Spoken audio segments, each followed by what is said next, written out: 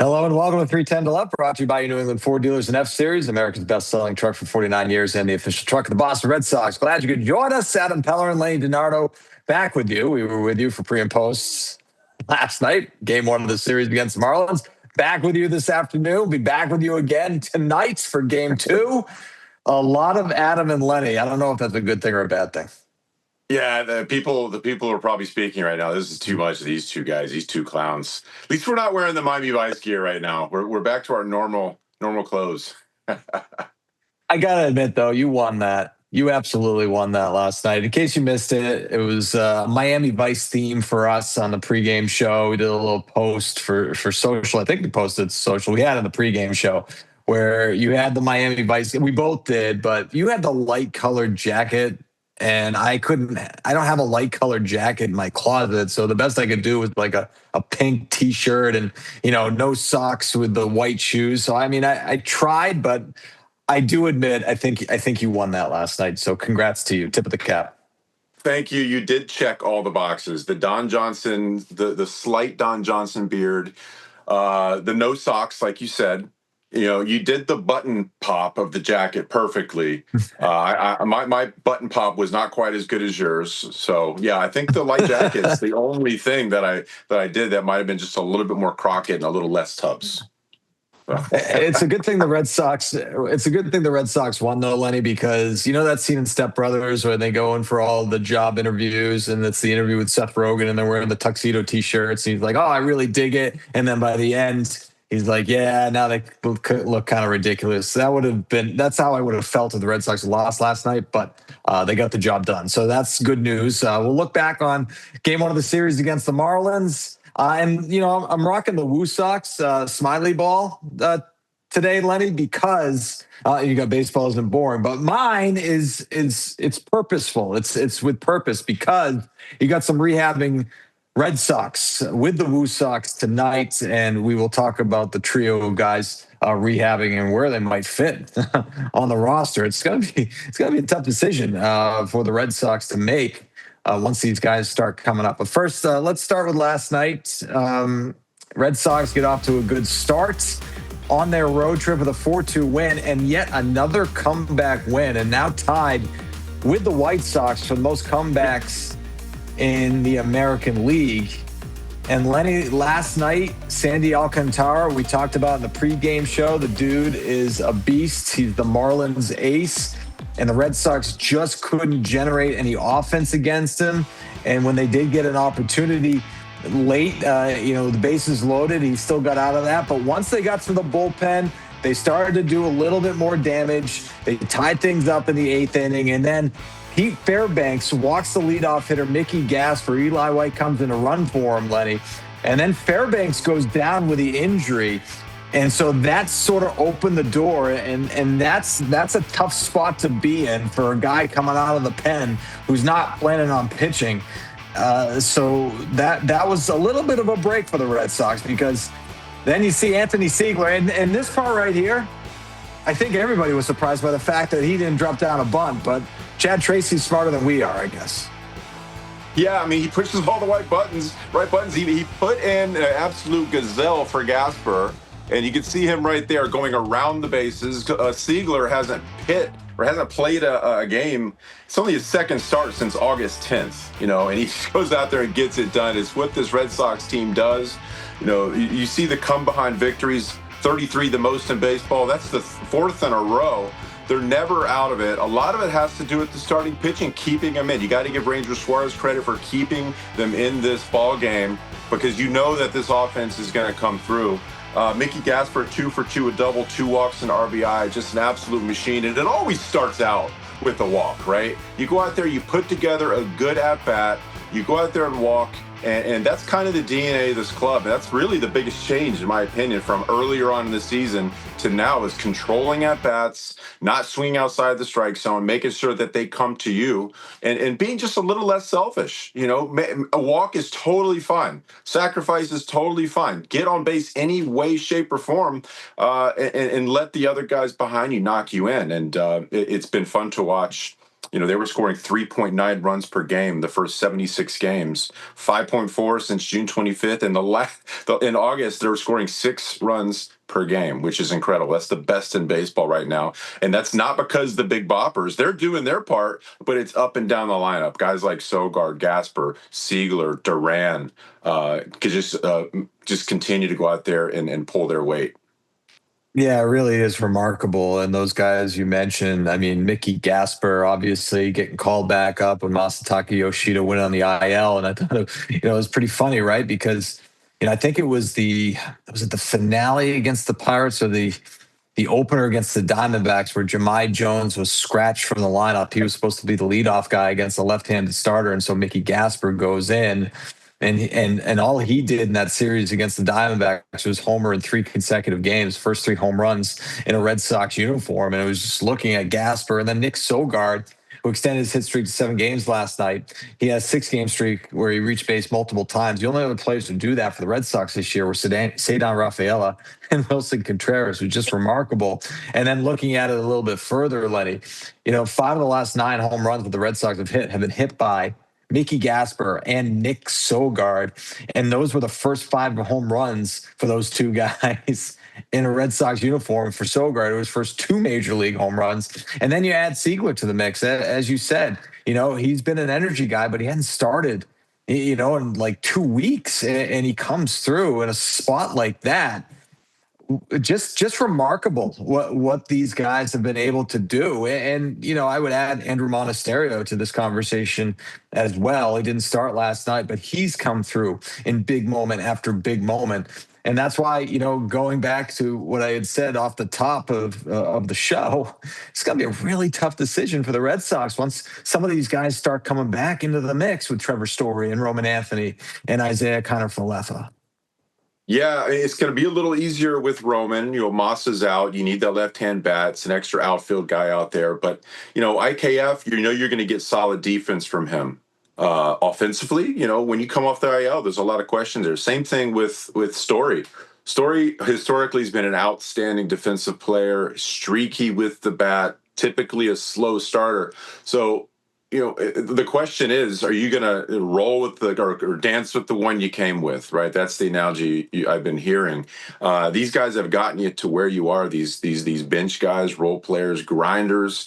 You got to go out there and play Story, right? But who are you going to send down? You're going to send down Siegler, who came through last night, who, that's basically, in my opinion, the hardest role in baseball is to go out there and come off the bench and be successful in key situations like that. It's so difficult to go out there and have your timing, even though you are hitting off the traject machine. It's not the same when the lights are brightest and fans are yelling at you out there. So yeah, it's I don't envy Chad Tracy's decisions that are coming up right now, because he's got a few that are going to be make or break for this club. They built themselves a nice little cushion right now, and this Yankee series coming up is going to be really telling, because you'd like to see them play at Fenway Park, overtake the Yankees, become that first wild card spot, so you don't have to go into the belly of the beast. And the last thing you want right now is guys coming off the IL and putting the flame out, so to speak, offensively for this Red Sox club. Yeah, so the plan right now for Trevor Story and Roman Anthony and IKF is that they'll play tonight for the Woo Sox. And then, you're looking at the amount of games that each of these guys have played so far in their rehab appearances. Trevor Story, Chad Tracy said if there's anybody who's going to join them in Miami, it's Trevor Story. He's got 6 games under his belt right now. As you take a look at the numbers for all 3 of those guys, Roman Anthony and Isiah Kiner-Falefa each played 4 games. IKF all with the Woo Sox. This will be the first game for Roman Anthony with the Woo Sox. And by the way, Lenny, just a question in terms of, Roman Anthony playing, with the Sea Dogs and then, getting the call up, so to speak, with the Woo Sox. Is there any difference, for a rehabbing guy when it comes to what level you're playing at, right? Because we've talked about the results not really mattering, right? You just want to get some at bats, you want to get, back up the game speed and, deal with some of the aches and pains that you might have for not playing for a few months. But does the level matter when it comes to rehabbing guys?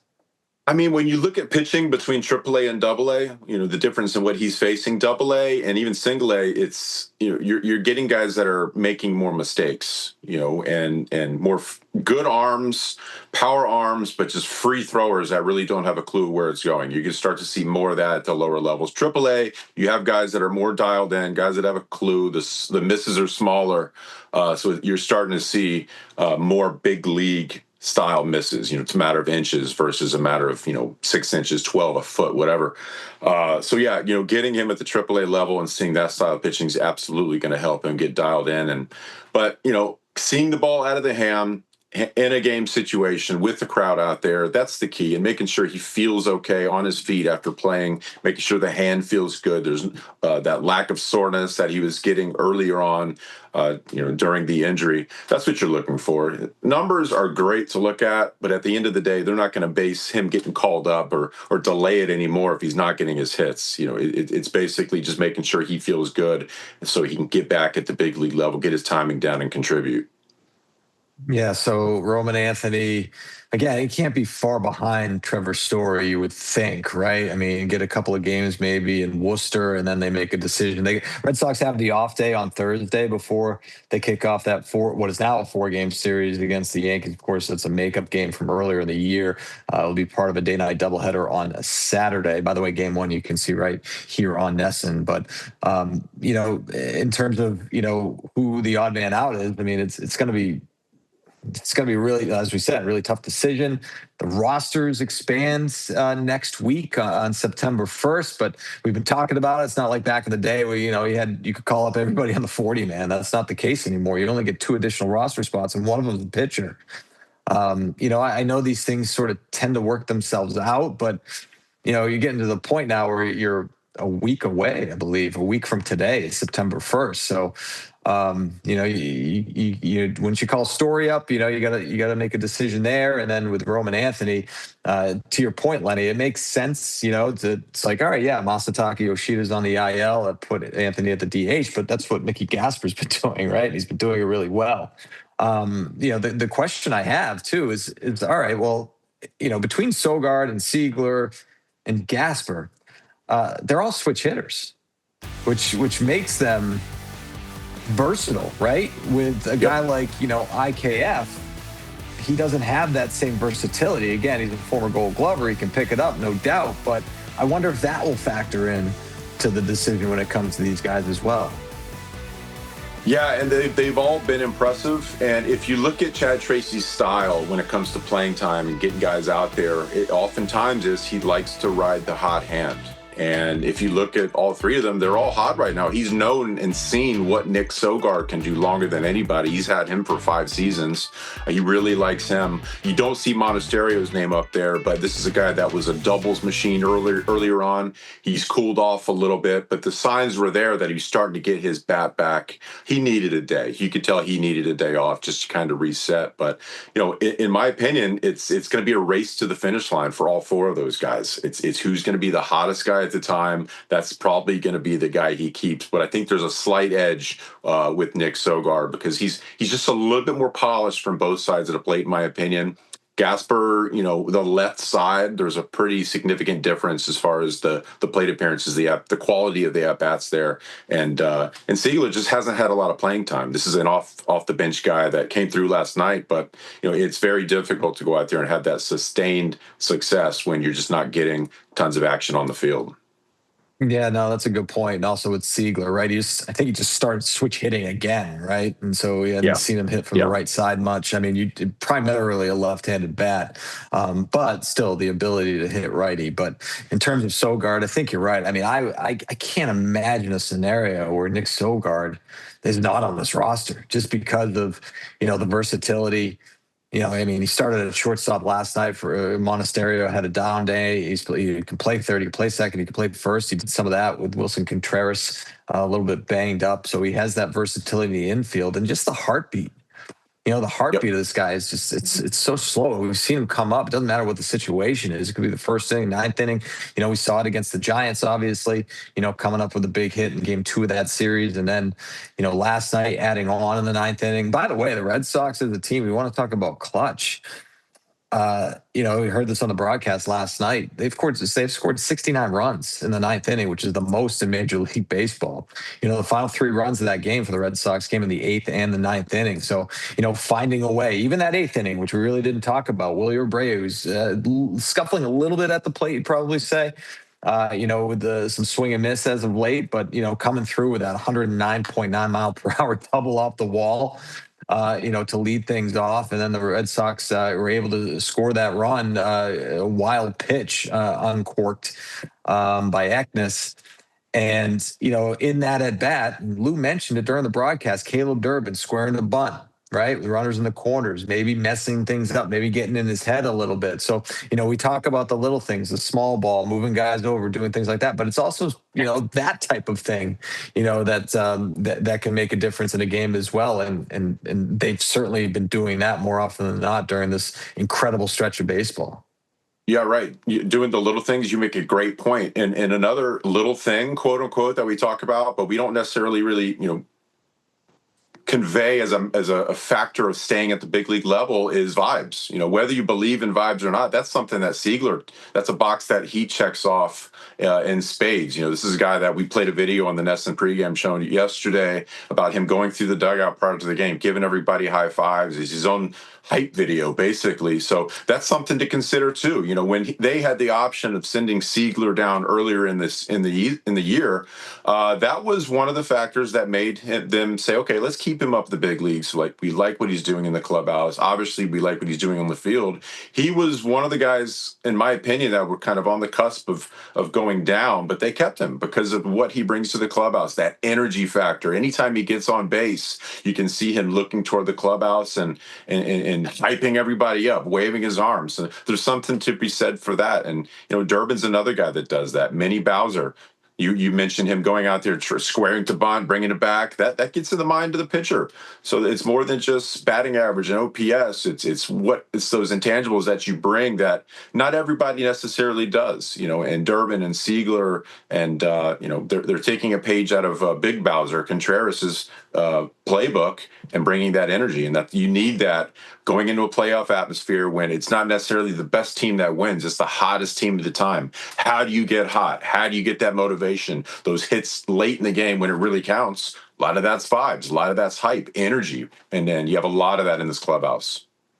Yeah, the vibes are high. No doubt about that for the Red Sox right now as they take game one last night, move back to 13 games over 500, which matches their season high. We got more to talk about here on 310 to Left, brought to you by your New England Ford dealers. We'll look back on the return of Rafael Devers to Fenway Park. That's next.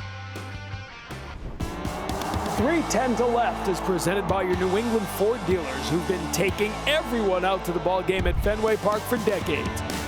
Catch Ford next time you're at Fenway, including in the Ford Clubhouse, a full-service bar perfect for bringing your lineup together and for recording our live edition of 310 to Left. It's all brought to you by your New England Ford dealers and F-Series, America's best-selling trucks and the official truck of the Boston Red Sox.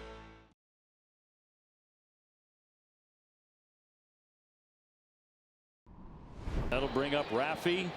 Here comes Devers for the first time. The designated hitter, number 16, Rafael Devers.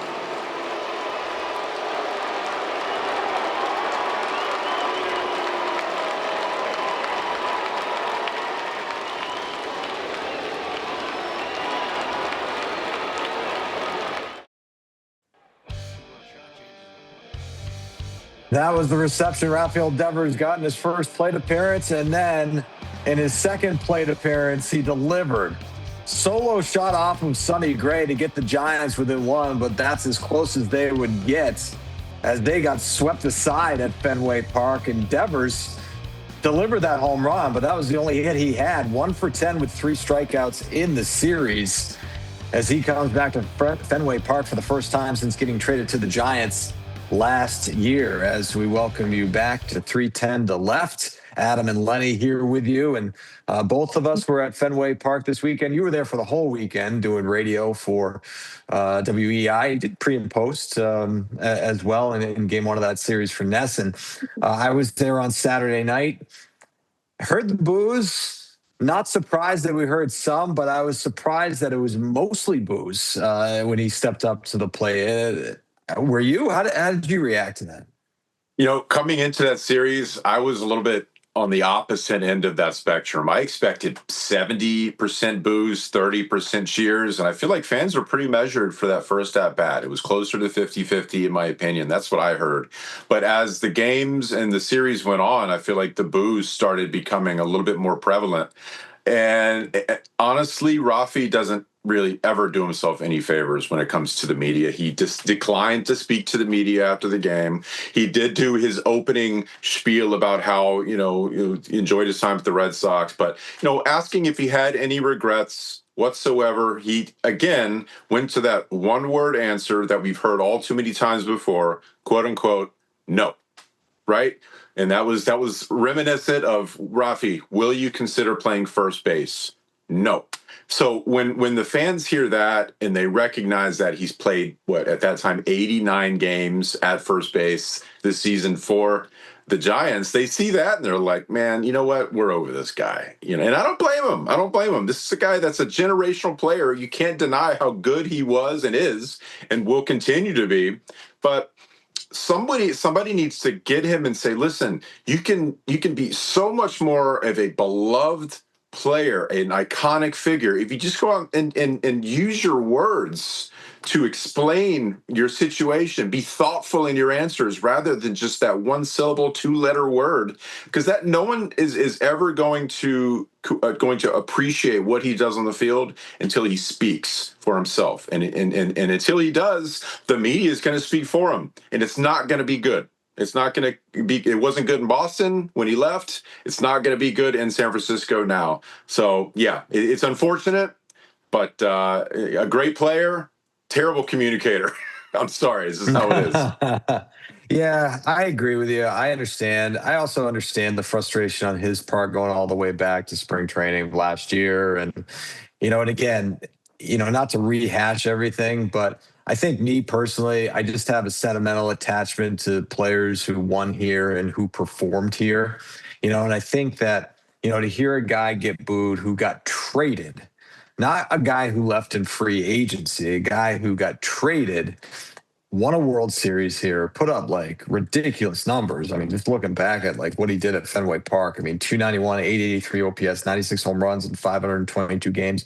And then the playoffs hit 303, 955 OPS, 8 home runs in 26 games. I mean, it's an unusual situation to hear a guy who was still productive when he got traded get booed like that when he comes back to Fenway Park. Not a guy left and free agent, but get booed. But I understand, right? It's the whole thing about like, hey, are you a team player or not? Like, why not put it out on the line for your team, put the team first. And it seems like he didn't do that, right? By not playing first base. So you're right. He did not do himself any favors, but again, you can't deny, what he did when he was here and the numbers that he put up when he was here, signing with the organization when he was 16, bursting onto the scene. He had memorable moments too, right? There were some guys that leave and you're like, oh man, I couldn't name one moment, but I can name a handful with Rafael Devers and coming through during his time here. But I understand the reaction from the crowd. So that was something that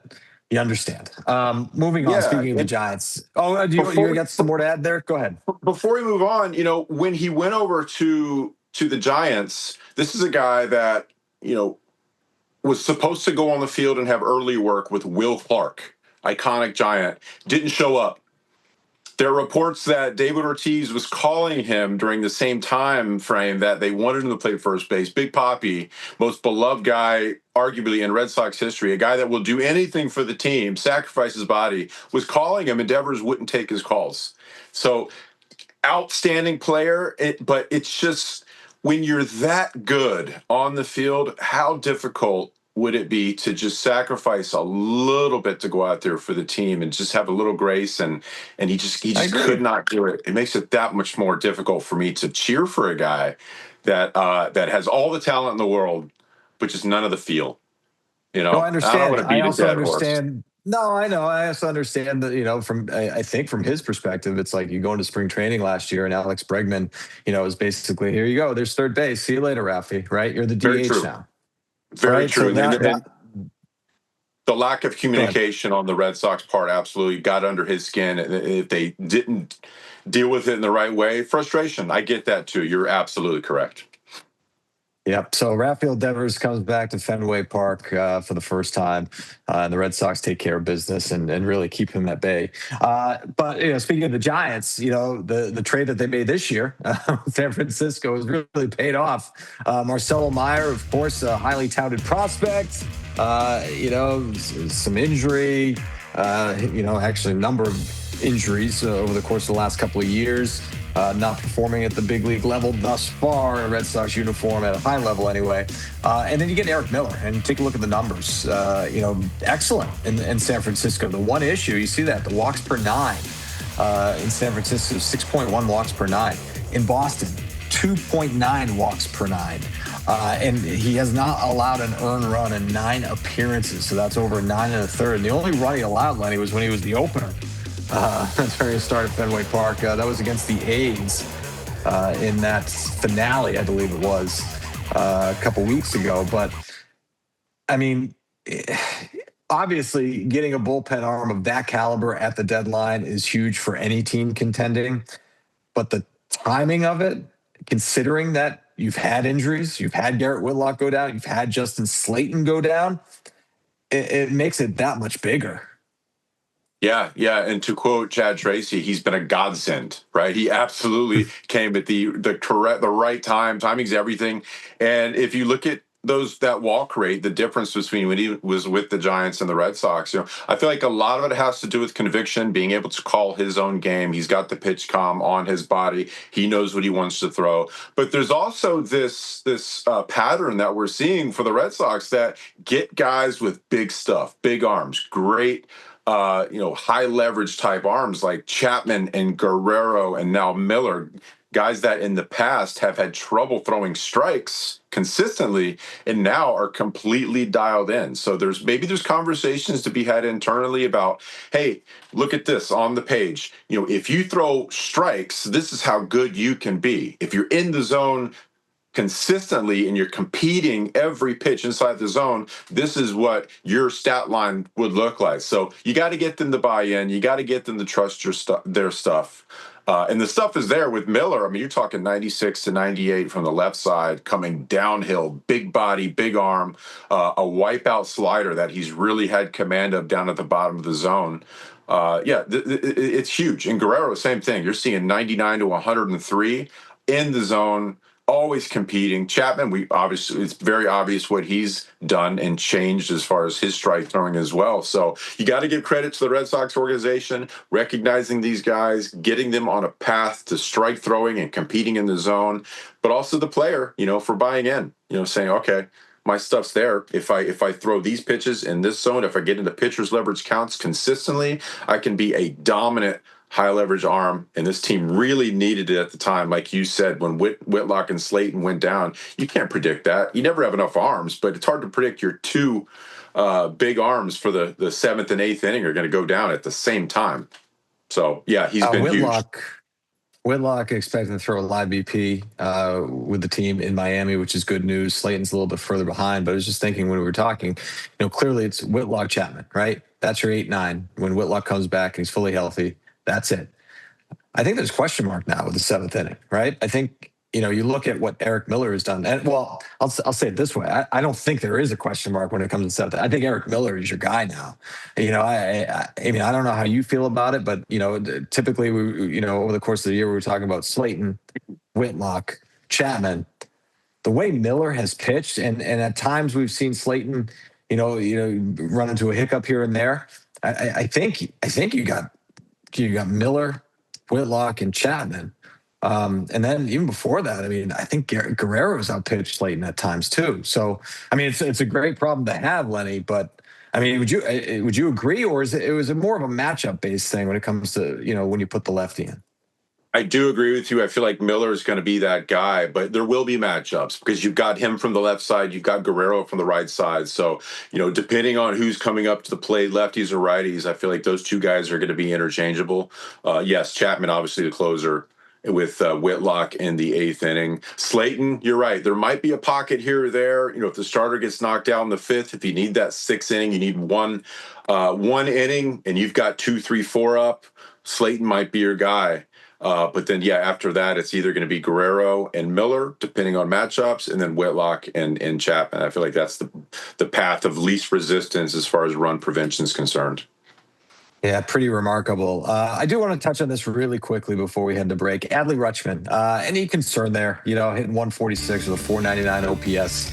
As you take a look at the numbers, that mid 4-game stretch, that coincided with the homestand.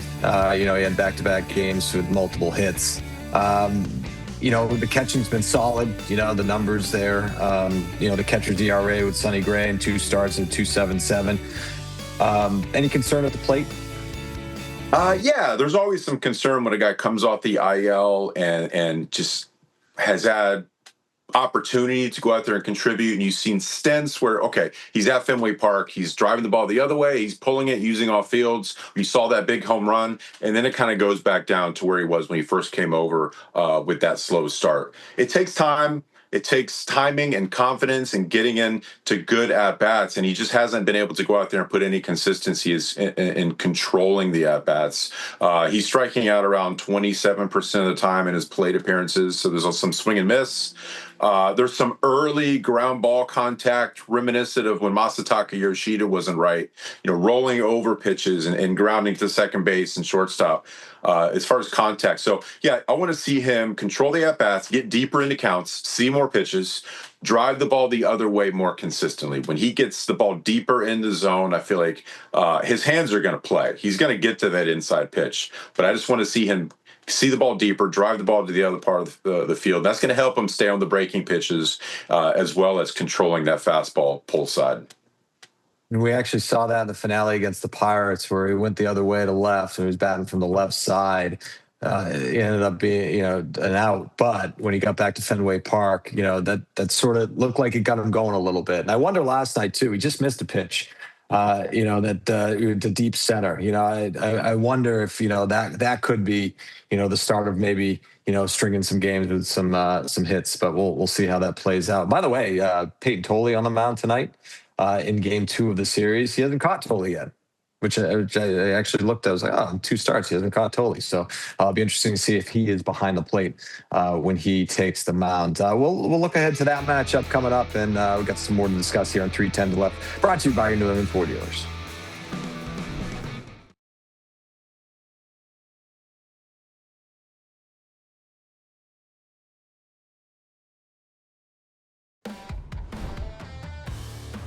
Welcome back to 310 to the Left. Shake and bake. Oh, a little Talladega nice reference. All of the American League players, this is the list, with a 120 OPS plus and a defensive WAR of over 2. This is it. This is the list. Wilyer Abreu and Ceddanne Rafaela, who continue to just dominate out in center and right field and getting it done once again as we welcome you back. And, I just look at those two guys in the center field, right field combination. I mean, the Red Sox have had some really good center field, right field combinations in their history. But just seeing what these two guys have been able to do, just defensively, if we keep that part of the conversation to start, is just remarkable. I mean, they'll make catches, that they make look routine, but are nowhere near routine, and they do it game in and game out. Yeah, you look at Ceddanne in center field, and earlier on in his career, we've both covered him for quite some time. There's always that, oh man, he's like JBJ out there. But I honestly feel like he's surpassed Jackie out in center field. He's a little bit quicker. They both got that great first step, both athletic. JBJ had a better arm. But the path to the baseball and the instincts and the first step and the ability to go out there and get balls right off of the edge of the grass, in, back, side to side, has been remarkable for Ceddanne Rafaela. And he's so just calm out there in between innings, kind of flipping his glove between innings like it's a pizza. It just shows how slow his heartbeat out there. And you talk about Abreu, he's a guy that'll run through a wall. There's a lot of Trotnicks, a former teammate of mine out there who always left the field with tons of dirt on his uniform. He's an intense player. Again, great instincts, a great first step. Another lefty in the box. They've been impressive, and those two guys are on that impressive list of Abreu, Rafaela, Duran, and Contreras, who all have more than 15 home runs, more than 60 RBIs. It's been a lot of fun to watch. This offense has completely turned it around from earlier in the seasons. I mentioned it earlier. First 76 games scoring 3.9 runs per game. And this month they're scoring 6 with the pitching staff and the bullpen that they have right now. You imagine scoring 5.5, 6 runs per game? If they continue this, they're unstoppable. Yeah, they are. I was thinking about Cedar Rafaela and making the routine catches, non-routine catches look routine. And you mentioned JBJ. I don't know if Cedar can do a backflip and catch a ball, though. That's what JBJ is up to these days with the Indianapolis Clowns doing that banana ball. You say that, but I remember there's a video of Cedar back when he was like 11 or 12 playing in, I think, the Little League World Series or some tournament where they had a showcase where he was doing backflips like a gymnast or front flips going down the line. So I wouldn't put it past him. The athleticism is there. I haven't seen him do it as an adult, but when he was just a little guy, he was doing flips everywhere. And I would say that, like, don't do that in the game at the big league level. It would be like manager Lou Brown in Major League when Willie Mays Hayes made a basket catch, and he tells him not to make that catch again. I'll clean it up for the show. But it was. Can you do one of the funnier moments of that movie? Do your Lou Brown for me. You do it all the time in the green room. Come on. Forget the curveball, Ricky. Give him the eater. Yeah, was he saying about Pepper? Was he Pepper? Starting to come together, Pepper. Starting to come together. There it is. There it is. Yeah. Oh, it's gold. That's what I was thinking about when the Red Sox. But I was also thinking too, Wilyer and Cedar teaming up for that. Remember that catch last year where Wilyer kept it in the yard and Cedar ended up catching it? That was just amazing. Like that. Just amazing. That's like a banana ball catch right there. He's sitting there. There was a catch like that by Pete Rose back in foul territory by the first base dugout back in the 70s or 80s. And I always thought that was the coolest catch ever because he's right there. He's looking at the play unfold, and it was the same thing in right field. So what a great tandem out there. These guys have been incredible. They've been fun to watch, and they're still so young in their career. They're only going to continue to get better. Yeah, you got to wonder if there's an MVP in the future, one of those guys too, the way they put up, numbers offensively and defensively. And you look at the all-important wins above replacement. All right, we'll wrap things up on 3:10 to left on the other side. 3:10 to left is presented by your New England Ford dealers who've been taking everyone out to the ball game at Fenway Park for decades. Catch Ford next time you're at Fenway, including in the Ford Clubhouse, a full-service bar perfect for bringing your lineup together and for recording our live edition of 3:10 to left. It's all brought to you by your New England Ford dealers and F-Series, America's best-selling trucks and the official truck of the Boston Red Sox.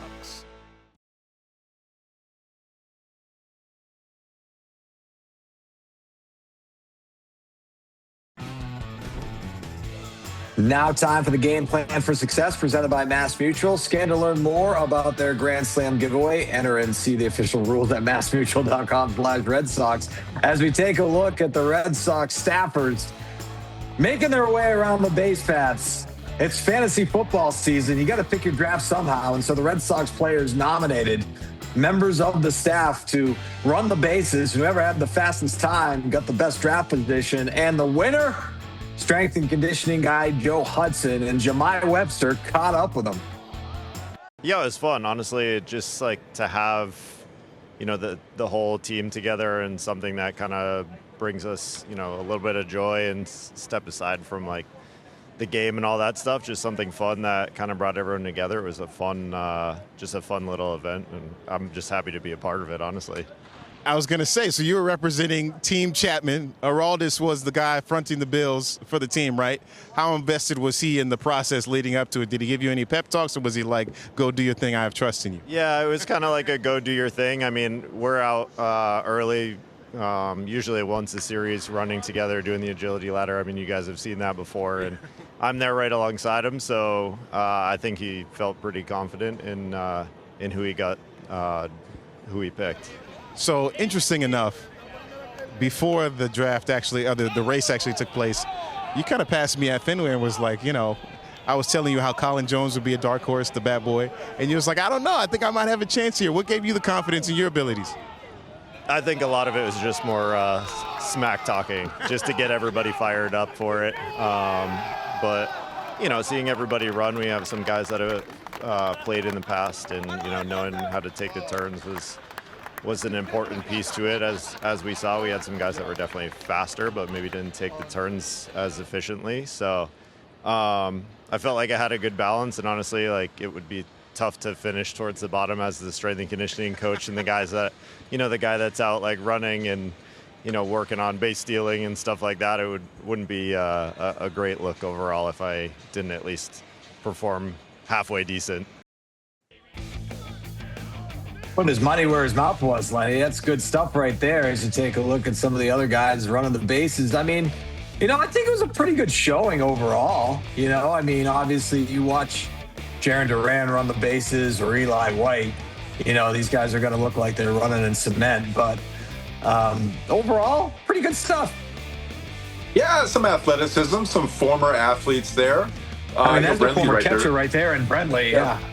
Brentley's making sure he's touching each bag, right? Because you don't want to have to go to New York.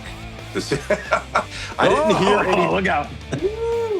Yeah, no hamstrings popped. There might have been a couple missed home plate incidences, unfortunately, but overall, just a great team building exercise. Like you heard him say, just get your mind off what's happening, have some fun, go out there and continue to build camaraderie.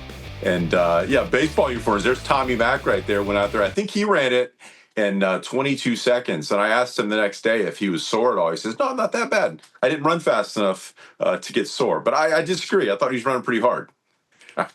Yeah, I think he looked like he picked up speed as he made the turn first, and then I think he picked it up a little bit. So inertia. Good on him, good on all of them. Yeah, right, exactly. But it's cool to see like these these things over the years, right? I think one year they had golf. That was they were hitting it off the monster, I believe, when they had golf at Fenway. So that was one thing. But pretty cool stuff. So anyway, looking ahead to tonight's matchup against the Marlins, you got Peyton Tolley on the mound as you take a look at the most strikeouts in the month of August. Nearly half of them came in one of those starts. That was against the A's at Fenway Park back on August 7th. That was that great Friday night game. He has 6 shots. He was actually allowed 1 run, but in the month of August, he's been excellent, which is really encouraging, Lenny, to see. 2.16 ERA coming off an outing where we were allowed 3 runs in 5 innings of work. But overall, to see those numbers in August when he's reached that high water mark for innings pitched, that's got to be an encouraging sign. And, I look back at the start of Toronto, which was after that start against the A's. He goes 8 innings. Doesn't get a ton of strikeouts or swing and miss like he did in the game against the A's, but he found a way and he figured out a way. And to me, that's the maturation of a young pitcher. Yeah, it's all about learning at the big league level. For a lot of these guys, Bennett, Tolley, the younger guys towing the rubber every 5 days. And, they don't have that every Monday off scenario anymore. So, being able to go out there and pitch in a big league schedule and as an organization feeling good about them getting better throughout the season. That's what you want when you're vying for a playoff spot and you feel pretty confident that you're going to use them in the postseason. You don't want them to start to falter and you don't want to see signs of them fatiguing or being different. So him pitching well in August, rolling towards a playoff start eventually is a good sign. And for him, Peyton Tolley, it's all off of that fastball. When he locates that 4-seam fastball up at the top of the zone, that's where he's going to get most of his strikeouts. When it leaks down in the zone, barrels tend to get to that baseball more frequently. But it's not just the fastball. The biggest difference between Tolley last year and this year is the ability to go out there and land those secondary pitches and pivot in game, depending on what they're doing as far as swings. He's leaned on that cutter a lot more. early in games, if they're taking good swings at the fastball, he'll throw that cutter because it looks like a fastball out of his hand, and it takes that quick right-hand turn in toward the righties. He sprinkles in changeups and breaking balls as well. He's able to throw the curveball down at the bottom of the zone. But you talk about the maturation process of a young pitcher, and he's not going to make that adjustment unless he needs to. If he sees swings, or if he sees tendencies, or lefties and righties up at the plate, he's going to go out there and get it done differently. But it all starts with establishing that fastball. Like I said, if he can get that in the zone, everything else plays so much more effective when he throws that and hits his spots.